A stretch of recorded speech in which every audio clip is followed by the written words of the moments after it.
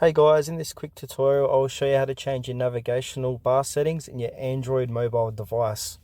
Please make sure to watch this video to the very end so you don't miss out on any crucial parts and make any mistakes. Alright, in saying that, let's begin. Alright, the first thing you need to do is head over to your settings app and click into it.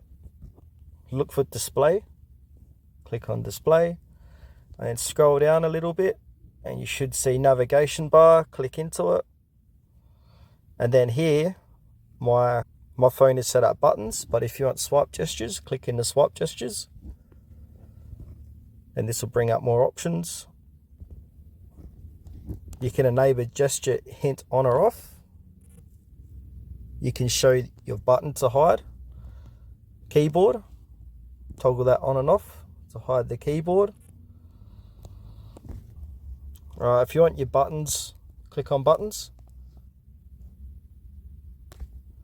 And you can change your button order. So you really only got two options here, those two. Alright, that's it for this video, guys. Thanks for watching to the very end. If this video helped you, please consider to like the video and subscribe to my channel.